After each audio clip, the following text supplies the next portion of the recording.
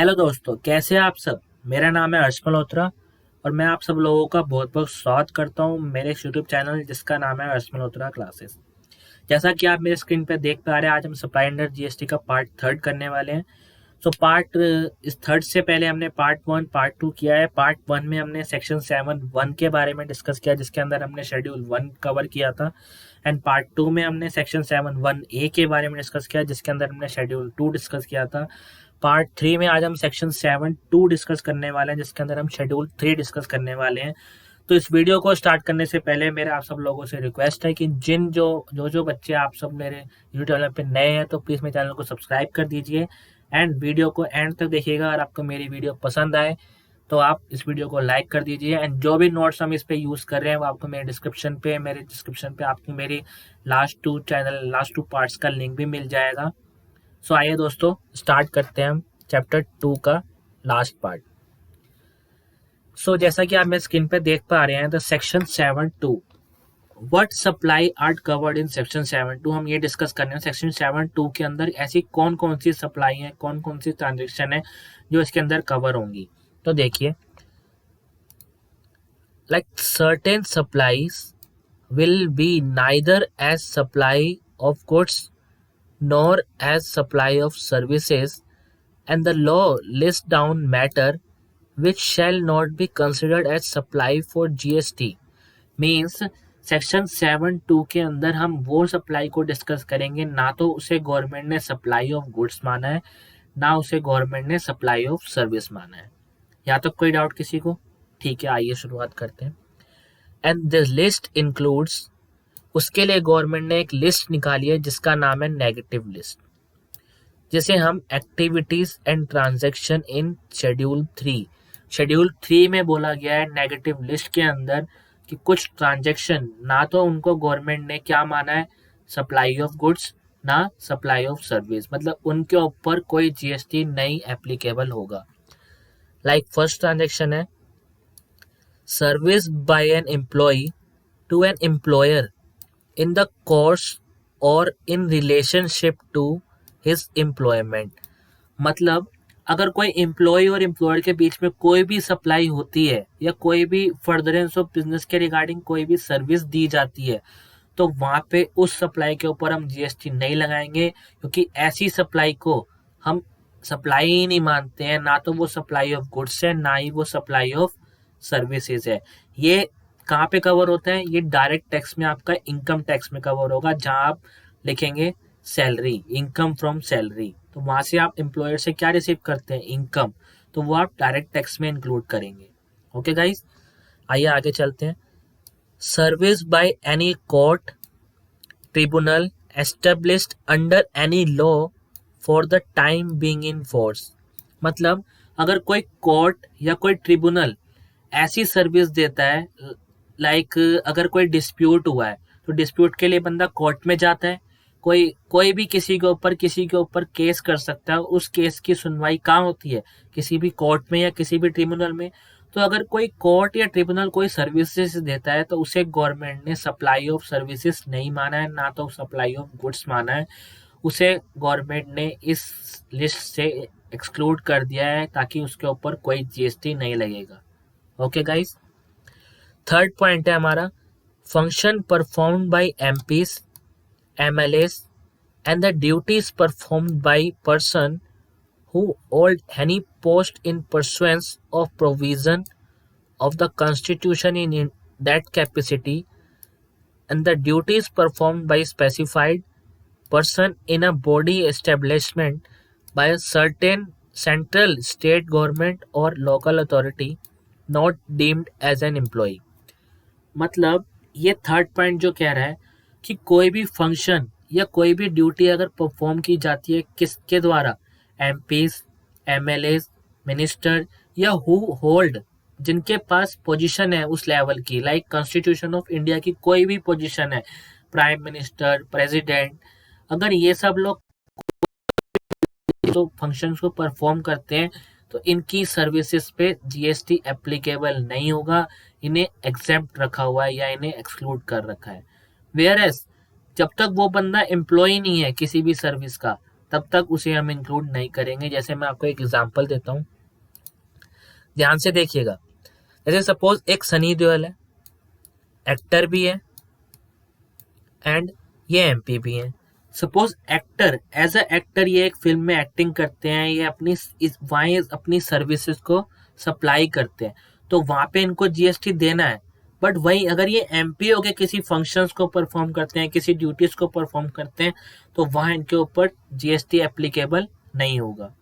यहाँ तक समझ में आया गाइस? कोई डाउट हो तो आप मेरे से पूछ सकते हैं। And the next 4 point is sale of land and sale of building except sale of under construction premises where the part or full consideration is received before issuance of completion certificate or before its first occupation, whichever is earlier. Sale of land या sale of building, अगर इन दोनों में से कोई भी चीज है या कोई भी एक्टिविटी या कोई भी ट्रांजेक्शन परफॉर्म हो रही है, तो इसमें जीएसटी एप्लीकेबल नहीं होगा। एक्सेप्ट किस केस में एप्लीकेबल होगा?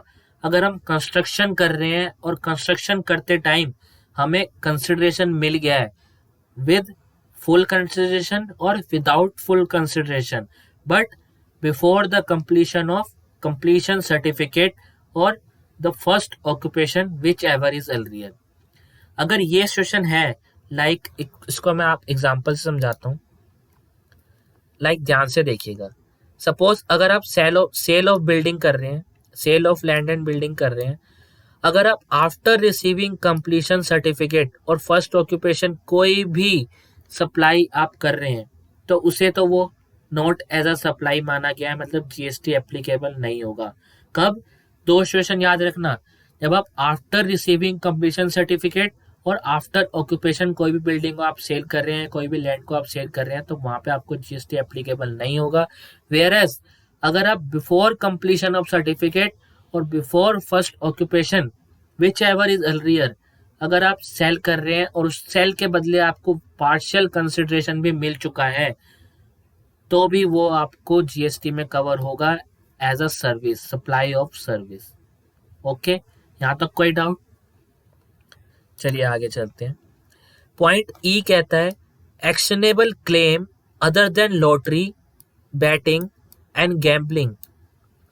एक्शनेबल क्लेम, सारे एक्शनेबल क्लेम क्या है हमारे? Nor as a goods, nor as a supply, except 3, lottery, betting and gambling. Lottery से अगर आपको कोई इनकम रिसीव होती है या कोई सप्लाई रिसीव होती है, आपको कहीं से पैसा आता है लॉटरी से, तो वो आपकी जीएसटी में जीएसटी एप्लीकेबल होगा। बैटिंग से अगर कहीं से पैसा आता है तो वो भी एप्लीकेबल होगा, एंड गैम्बलिंग से। ओके गाइस, आगे चलते हैं। Service of funeral, burial, crematorium or mortuary including transportation of the deceased. मतलब अगर आप सपोज किसी की डेथ हो जाती है, वो हमें छोड़ के चला जाता है, तो उसकी एक अंतिम यात्रा होती है। अगर उसकी एक अंतिम यात्रा में जितना भी खर्च आएगा, या जितनी भी सर्विस या जितने भी गुड्स खर्च होंगे, या जितने भी गुड्स कंज्यूम होंगे, उसके ऊपर हमें जीएसटी देने की कोई जरूरत नहीं है, except transportation of disease person. अगर डिसीज पर्सन को एक स्टेट से किसी दूसरी जगह पे लेके जाया जा रहा है अंतिम संस्कार के लिए, तो उसके लिए भी जीएसटी पेबल नहीं होगा। तो ध्यान रखिएगा कौन कौन सी जगह पे नहीं होगा?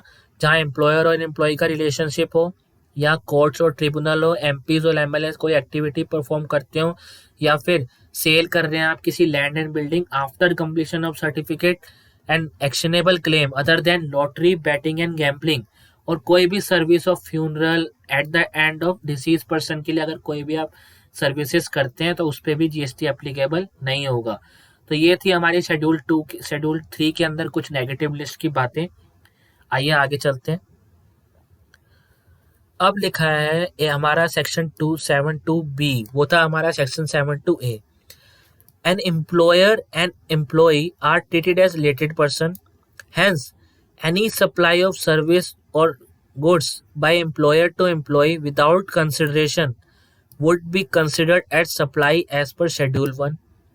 However, gift not exceeding 50,000 in value of financial year by any employer to employee shall not be treated as supply of goods and service or both। जैसा कि हमने शेड्यूल 1 में पढ़ा था, क्या पढ़ा था? एम्प्लॉय और एम्प्लॉय के बीच में कौन सा रिलेशन होता है? रिलेटेड पर्सन का। अगर यहाँ पे हम कोई गिफ्ट रिसीव करते हैं और वो विदाउट कंसिडरेशन भी होता है तो वो सप्लाई माना गया है किसके अंदर? शेड्यूल 1 के अंदर। बट एक शेड्यूल 3 क्या कवर करता है? सेक्शन 7(2)(b) के अंदर क्या कवर किया गया है कि अगर उस गिफ्ट की वैल्यू का प्राइस एक्सीड नहीं करता है 50,000 से तो उस पर जीएसटी नहीं देगा कोई भी पर्सन, और अगर 50,000 की वैल्यू से एक्सीड करता है तो आपको उस पर जीएसटी देना पड़ेगा। जैसा कि एक एग्जांपल लेते हैं, सपोज एक एम्प्लॉयर है, दिवाली ओकेशन है, अगर आपको एम्प्लॉय ने आपको गिफ्ट दिया है सपोज एक लैपटॉप, और सपोज लैपटॉप की वैल्यू 40,000 रुपीज़ है तो आपको उस पर जीएसटी एप्लीकेबल नहीं देना है।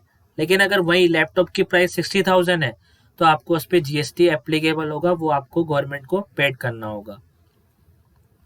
3 सिचुएशन याद रखिएगा, रिलेटेड पर्सन होना चाहिए, गिफ्ट होना चाहिए वो भी without consideration, and in the course of furtherance of business होना चाहिए, तो ही हम उसे सप्लाई कवर करेंगे as a section 1C read with schedule 1।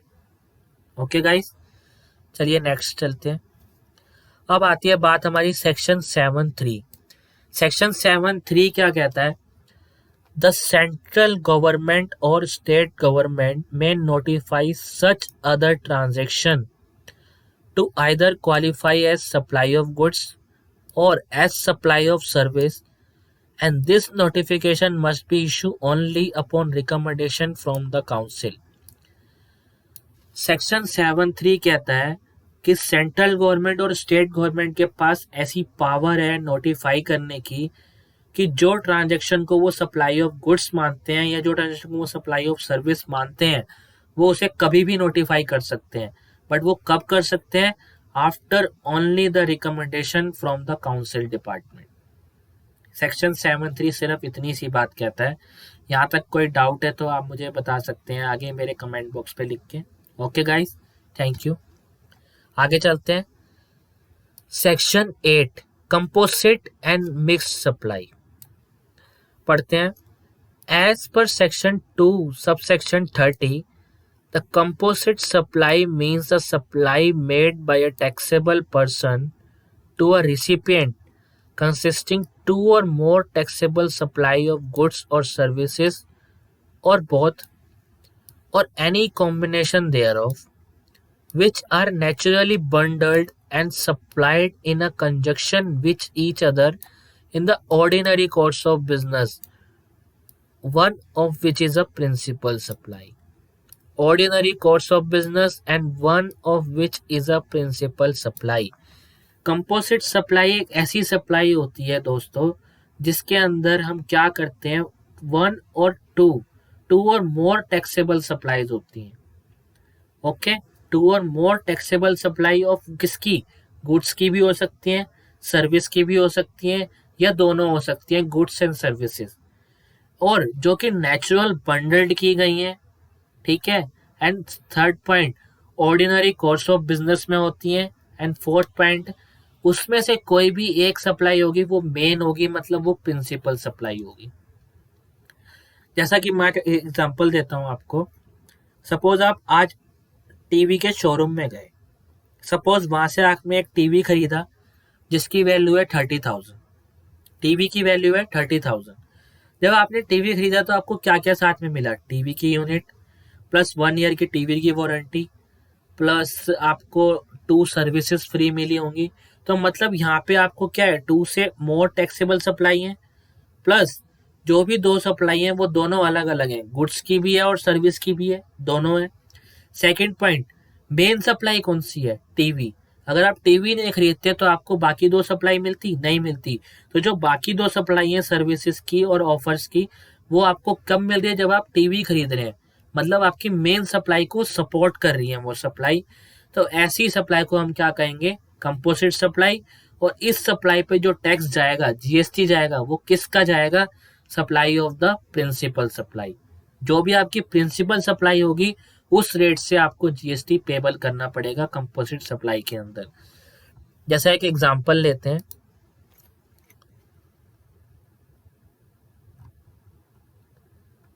Suppose आप हैं एक सप्लायर हैं और आप एक सप्लाई करते हैं किस चीज़ की, एसी परचेज की। सपोज आपने किसी को एसी सेल किया, तो एसी सेल करते टाइम आपने उसे क्या दिया होगा, एसी की unit, 1 year warranty, installation, 2 service free of cost 1 year. मतलब मेन जो सप्लाई है वो कौन सी है, एसी। उसके बाद जो आपकी सप्लाई है like 1 year warranty, installation, service charges free लगेंगे, आपके सर्विस कॉस्ट 1 साल तक। तो ये जो 3 बेसिक सप्लाई है ये आपकी क्या है, उस सप्लाई को सपोर्ट दे रही है, मतलब प्रिंसिपल सप्लाई को सपोर्ट दे रही है। तो इस केस में जो आपका जीएसटी एप्लीकेबल होगा वो आपका एसी यूनिट मतलब 28% होगा, और जो कि प्रिंसिपल ऑफ सप्लाई का होगा। कि कंपोजिट सप्लाई के अंदर जो भी जीएसटी लगाया जाता है वो आपको कंपोजिट सप्लाई के अंदर मेन सप्लाई के ऊपर लगाया जाता है, जो कि आपकी प्रिंसिपल सप्लाई है। ओके गाइस, चलिए आगे चलते हैं। जैसा कि मैंने आपको एक एग्जांपल अभी समझाया, उसके बाद हम एक पढ़ लेते हैं। When a consumer buys a television set and he also gets a warranty and a maintenance contract with TV, this supply is a composite supply. In this example, supply of TV is a principal supply. समझ में आया यहाँ तक कि TV की जो supply है वो क्या है, प्रिंसिपल सप्लाई है, and warranty and maintenance service आज एंसिलीज। जो भी वारंटी है, जो भी मेंटेनेंस सर्विस वाली सप्लाई है वो क्या है, एंसिलरीज, मतलब सप्लाई को सपोर्ट कर रही है। यहाँ तक कोई डाउट? चलिए आगे चलते हैं। As per section 274 mix supply. अब हम आते हैं मिक्स सप्लाई के ऊपर। अभी हमने कंपोजिट सप्लाई डिस्कस किया है। कंपोजिट सप्लाई के ऊपर जो जीएसटी होता है वो किस पे लगेगा, प्रिंसिपल सप्लाई के ऊपर। अब composite supply means the two or more individual supplies of goods and services or any combination thereof made in conjunction with each other by a taxable person for a single price, where such supply does not constitute a composite supply. Mix supply वो होती है, suppose अभी दिवाली का festival आने वाला है, राखी का festival अभी गया है। सपोज आप दिवाली के फेस्टिवल के लिए शॉपिंग करने जाते हैं और वहाँ आपको एक कॉम्बो मिलता है। कॉम्बो का मतलब होता है लाइक अगर आप एक बास्केट देखते हैं उस पर आपको मल्टीपल गिफ्ट मिलते हैं, लाइक लेज हो गया, चॉकलेट हो गया, ड्रिंक्स हो गया, बिस्किट हो गया, टॉफीज हो गया। अगर आपको ये सारी स्वीट्स एक ही बास्केट में और उस बास्केट का प्राइस सिंगल है, सपोज इस बास्केट का प्राइस 1000 है, तो हम इस पे जीएसटी किस गुड्स पे लगाएंगे? गुड्स तो बहुत सारे हैं, चॉकलेट है, टॉफीज है, वॉफल्स हैं, ड्रिंक्स हैं, उसके अंदर लेज भी है। देन हम जो टैक्स लगाएंगे वो हम लगाएंगे उस गुड्स के ऊपर जिस गुड्स के टैक्सेबल रेट हायर होगा। सपोज हम 5 गुड्स की एक बास्केट खरीद रहे हैं जिसके अंदर लेस है, चॉकलेट है, टॉफी है, वॉफल्स है एंड ड्रिंक्स है। सपोज हाईएस्ट रेट इनमें से लगता है हमारा किस पे, ड्रिंक्स पे 28%। तो हम हाईएस्ट रेट ले लेंगे 28% और वो फुल प्रोडक्ट पे, फुल कॉम्बो पे, फुल बास्केट पे लगा देंगे। तो मतलब मिक्स सप्लाई में जो जीएसटी लगता है वो किस पे लगता है, किसी भी एक गुड्स का प्राइस हायर होगा, हायर टैक्सेबल रेट पे, और कंपोजिट सप्लाई पे जो जीएसटी लगता है वो लगता है प्रिंसिपल सप्लाई पे। यहाँ तक बात समझ में आई? चलिए आगे चलते हैं। A gift pack compromising of chocolate and sweets is a mix supply. Suppose आप चॉकलेट और स्वीट्स का खरीद रहे हैं कोई एक कॉम्बो, और उस पर आपको जिसका भी रेट हायर होगा उसके रेट से आपको उस पर जीएसटी पे करना पड़ेगा। And a supply of package consisting of canned food, sweets, chocolate, cakes, dry fruit, aerated drinks, fruit juice, when supply for a single price is a mixed supply. मतलब अगर आप कोई पैकेज खरीदते हैं जिसके अंदर ये सारी आइटम है, स्वीट्स है, चॉकलेट है, केक्स है, ड्राई फ्रूट्स है, ड्रिंक्स हैं, फ्रूट जूसेस हैं, तो इन सब का प्राइस तो सिंगल होगा, बट उस प्राइस जो सिंगल प्राइस होगा उस पर किसी भी हायर टैक्सेबल रेट से टैक्स चार्ज किया होगा और वो आपको पे करना होगा। क्लियर यहाँ तक? चलिए आगे चलते हैं। The tax liability on a composite or mixed supply shall be determined in the following manner. जैसा कि मैंने आपको बताया, a composite supply compromising 2 or more supplies one of which is principal supplies, shall be treated as supply of such principal supply.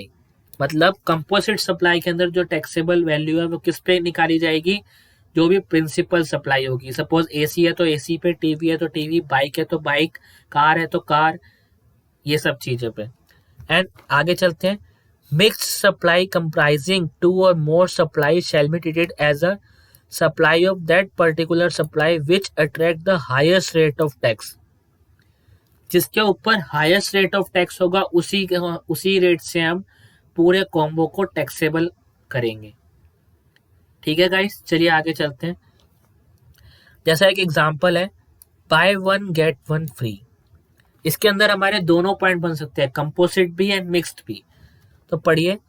It may be appear at a first glance that in case offer like buy one get one free means the one item is being supplied free of cost without any consideration. मतलब ऐसा depend होता है कि इस case में एक supply लेने पे एक सप्लाई आपको फ्री है. मतलब by one shirt get one shirt, मतलब आपको प्राइस जो है वो वन शर्ट का देना है, बट आपको सेकंड जो शर्ट है वो आपको फ्री ऑफ कॉस्ट मिल रही है, ऐसा लग रहा है.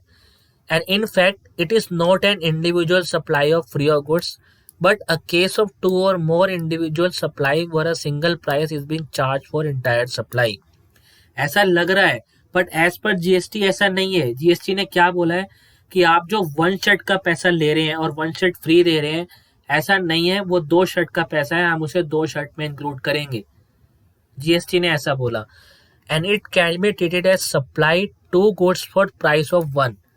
टू गुड्स का प्राइस और हम एक साथ ले रहे हैं. सपोज आप 2000 दे रहे हैं एज कम्पेयर बोल के कि एक शर्ट का है, बट वो टू शर्ट का होगा. तो 2000 is equal to two shirt, मतलब वन शर्ट इज 1000.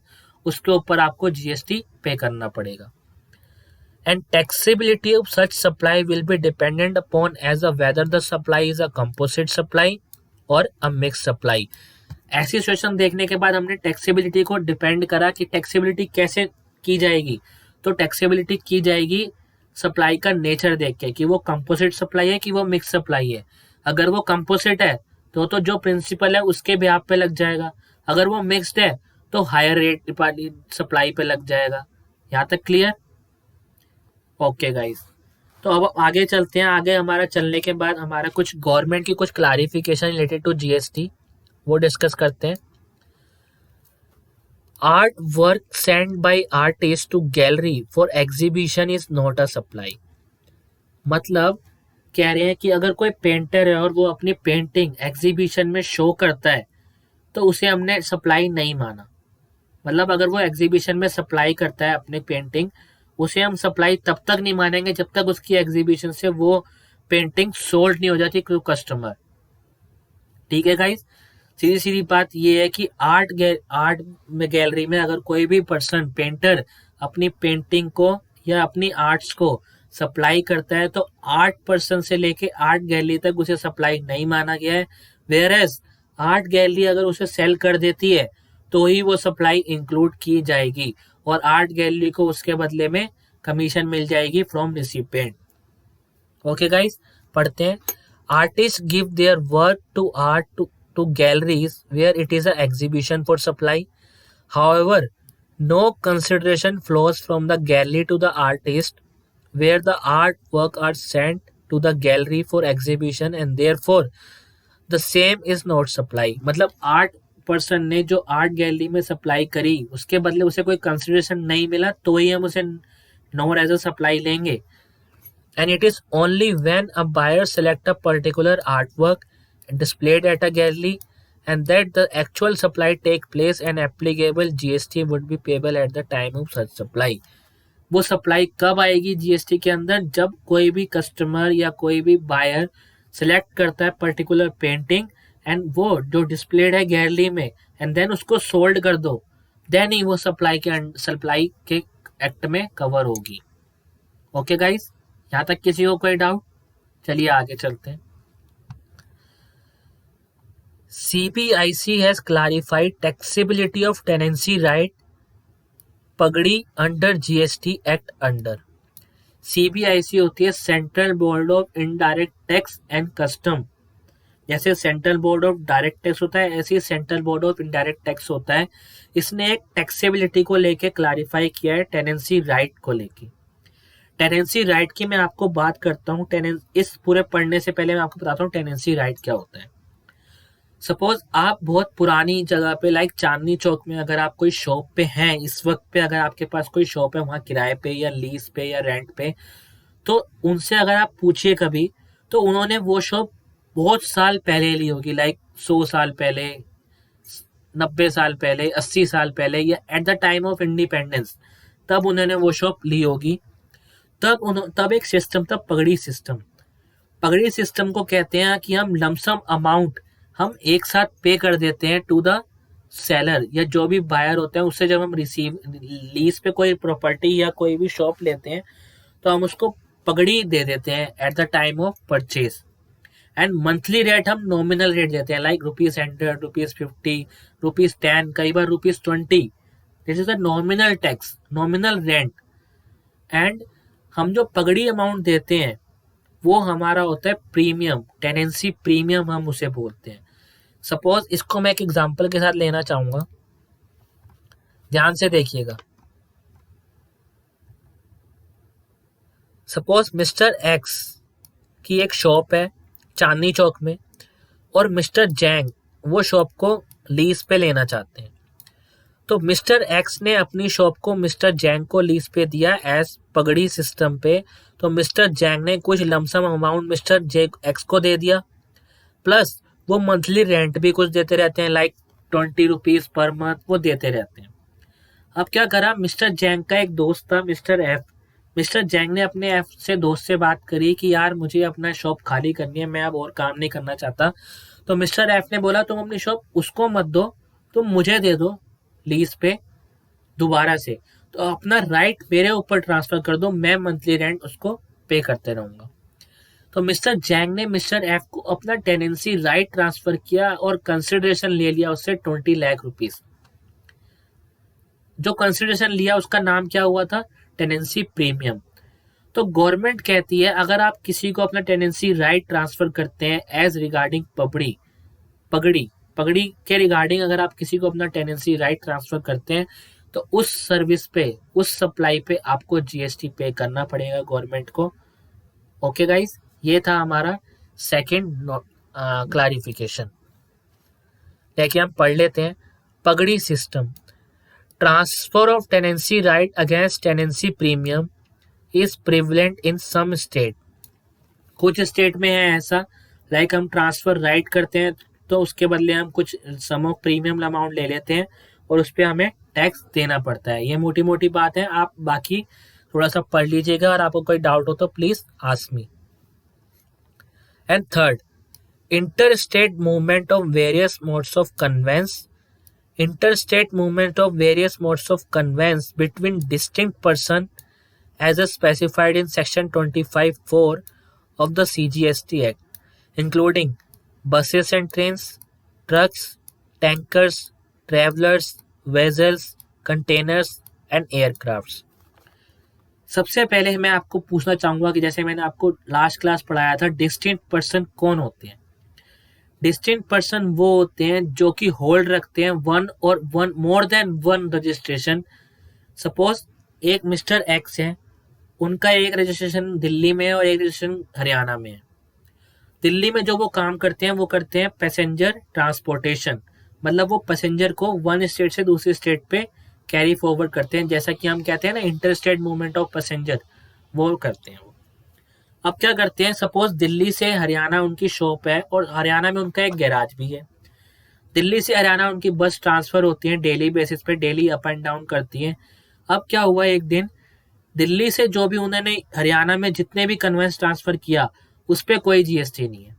मतलब inter state movement of conveyance पे कोई जीएसटी नहीं, चाहे वो बस से जाए, ट्रेन से जाए, ट्रक से जाए, टैंकर से जाए, किसी भी चीज से जाए, उस inter state movement of conveyance पे कोई टैक्स नहीं है। वेयर एज अब जैसे मैंने आपको बोला हरियाणा में उनका एक गैराज है। सपोज यूपी दिल्ली से उनकी कोई बस खराब हो गई थी, वो ठीक कराने के लिए उन्होंने हरियाणा भेज दी। अब सपोज दिल्ली से हरियाणा बस गई, उस पर तो कोई टैक्स नहीं है, बट हरियाणा में जब वो बस को रिपेयरिंग कर रहे हैं गैराज में, तो जो रिपेयर एंड मेंटेनेंस चार्जेस होगा, जो वो सर्विस है सप्लाई ऑफ सर्विस के अंदर कवर होगी, उस पर आपको जीएसटी पे करना पड़ेगा। ओके गाइस, तो ये थी हमारी तीनों क्लैरिफिकेशन। इसके बाद आती है हमारी दो अमेंडमेंट जो कि हमारे नवंबर के एग्जाम में बहुत वैलिड है। पहली अमेंडमेंट आती है हमारी लिक्विड शॉप की। सपोज गाइज आप कोई लिक्विड शॉप ओपन करना चाहते हैं, उसके लिए आपको लाइसेंस एक्वायर करना होगा। किससे? स्टेट गवर्नमेंट और सेंट्रल गवर्नमेंट से। अगर आप लाइसेंस लेते हैं लिक्विड शॉप को ओपन करने के लिए तो उस पर आपको जीएसटी नहीं देना। अगर आप अदर देन लिक्विड शॉप के लिए लाइसेंस को एक्वायर करते हैं तो आपको जीएसटी देना पड़ेगा, और आपको वो जीएसटी एज अ आरसीएम देना पड़ेगा, मतलब रिवर्स चार्ज मैकेनिज्म। मतलब आप गवर्नमेंट को टैक्स नहीं देंगे, आप टैक्स देंगे डायरेक्ट गवर्नमेंट को। आप डायरेक्ट गवर्नमेंट अथॉरिटी को टैक्स नहीं दे रहे हैं। ओके गाइस, सेकंड जो हमारी अमेंडमेंट है, सपोज आप लोग गुरुद्वारा जाते होंगे, मस्जिद जाते होंगे, मंदिर जाते होंगे, सो वहां पे आपको सपोज एक मार्बल पे एक एडवर्टाइजमेंट दिखी होती है। Suppose this type of ad, receive ₹30,000 from mister X for water tank in memories of his loving mother. So GST act कहता है अगर इस एड से मिस्टर एक्स को या जो भी डोनर है, अगर उसे अपने बिजनेस को चलाने में कोई भी बेनिफिट हो रहा है इस एडवर्टाइजमेंट से, तो उस पर जीएसटी पेबल होगा। अगर उसको इस एड से कोई बेनिफिट नहीं हो रहा है, कोई उसको बिजनेस में बेनिफिट नहीं हो रहा है, तो उसको इस पे जीएसटी एप्लीकेबल नहीं होगा। यहाँ तक बात समझ में आई? जैसे एक एग्जांपल लेता हूँ, receive ₹30,000 from mister X for water tank from X, manufacture of shirt by name of mister X and X sons, mall road and Kanpur. मतलब इससे पता चल रहा है कि मिस्टर एक्स क्या है, मैन्युफैक्चर ऑफ शर्ट है, उनकी यहाँ पे ब्रांच है, इस नाम से है। तो इस चीज से पता चल रहा है कि उनकी एडवर्टाइजिंग हो रही है, तो इस केस में जीएसटी एप्लीकेबल होगा। सो गाइस, जीएस चैप्टर 2 हमने सप्लाई अंडर जीएसटी कवर कर लिया है। हमने इंट्रोडक्शन पढ़ लिया, हमने सप्लाई अंडर जीएसटी पढ़ लिया। नेक्स्ट क्लास में हम स्टार्ट करेंगे time of supply. Okay guys, तो अब तक मेरी 4 वीडियो आपको यूट्यूब पे मिल चुकी होंगी। ये आपको बिल्कुल फ्री ऑफ कॉस्ट है, एंड मेरे को आपको 2 चैप्टर तक नोट्स मैंने इस पे अटैच कर दिए हैं, तो आप इजिली कंपेयर करके आप इसको पढ़ सकते हैं, नोट्स क्रिएट कर सकते हैं, जो कि आपके नवंबर एग्जाम में बहुत वैलिड है। Okay guys, thank you so much. मिलते हैं नेक्स्ट क्लास में फॉर टॉपिक लेके टाइम ऑफ सप्लाई।